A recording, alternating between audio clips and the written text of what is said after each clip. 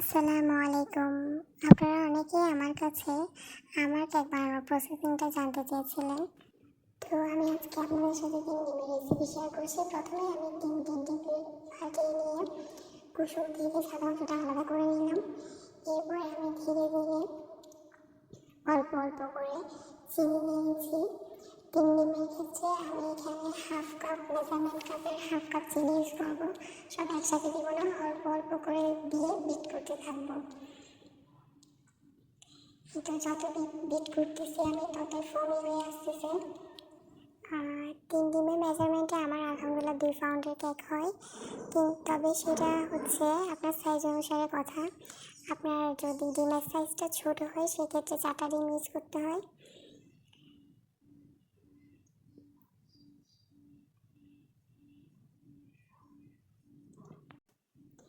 চিনিগুলো যতক্ষণ না গলে যাবে ততক্ষণ যাবত বিট করতে হবে।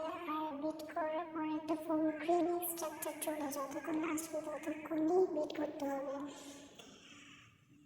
তো আমার প্রায় 15 মিনিট মতো বিট করতে হয়েছিল। এই যে বিট করতে করতে আমার ফোমের স্ট্রাকচার চলে আসছে, খুব সুন্দর বিট হয়েছে মাশাআল্লাহ। এখন আমি ডিমের কুসুমগুলো দিয়ে দিলাম এবং হাফ টিস্পুন চকলেট ইমালচন দিলাম। আমি আবারও বিট করে নিলাম 2 মিনিট মতো। এরপর হচ্ছে আমি দেব 1 টেবিল চামচ তেল, সয়াবিন তেল। তেল দেওয়ার পরে খুব বেশি সময় যাবত বিট করা যাবে না, তাহলে আপনার ফোমের ভাবটা কমে আসবে। তেল দেওয়ার পরে সর্বোচ্চ 2 মিনিট বিট করতে পারবেন, 1 মিনিট করলে এনাফ। তো আমি তেল দিয়ে 1 মিনিট মতো বিট করে নিই। বিট করার পরে আমি হচ্ছে শুকনো উপকরণের প্রসেসিংয়ে চলে যাই। শুকনো উপকরণগুলো ছেড়ে নেওয়ার জন্য এখানে আমি হাফ কাপ ময়দা, 2 টেবিল চামচ দুধ পাউডার, 1 টেবিল চামচ cocoa powder, 1 table spoon baking powder and half table spoon baking soda. এই সব উপকরণ আপনার খুব ভালো মতো চেলে নিতে হবে। প্রয়োজনে 2বার করে চেলে নিতে হবে যাতে কোনো দানা বা কিছু না থাকে। আমি 2বার করে চেলে নিলাম। এখন হচ্ছে আমার মিক্সিং করার পালা।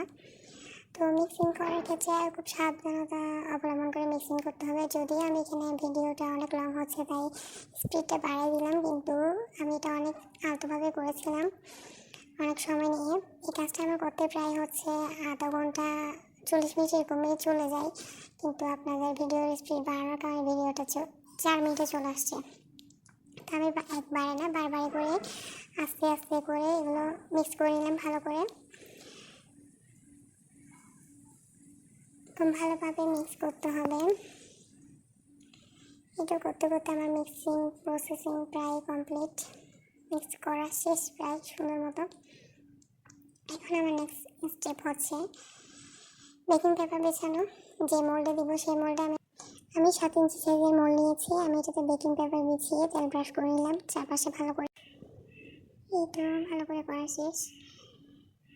আমি কিন্তু এর আগে চুলার মধ্যে হাঁড়ি বসিয়ে দিয়েছিলাম, বসিয়ে দিয়ে প্রিহিটের জন্য দিয়ে দিয়েছিলাম, সেটা আপনাদেরকে দেখাবো।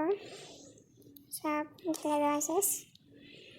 ঢেলে দেওয়ার পরে একটু ড্যাপ ড্যাপ করে নিতে হবে যাতে ভেতরে কোনো বাতাস না থাকে।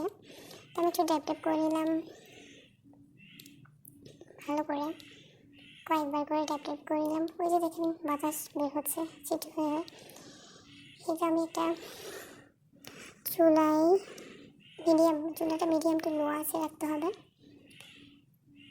চুলা বসিয়ে দিলাম সুন্দর করে। এটা কিন্তু প্রিহিটেড ছিল, 10 থেকে 15 মিনিট আগে আমি প্রিহিট করে নিয়েছিলাম। এটা বসিয়ে দিলাম।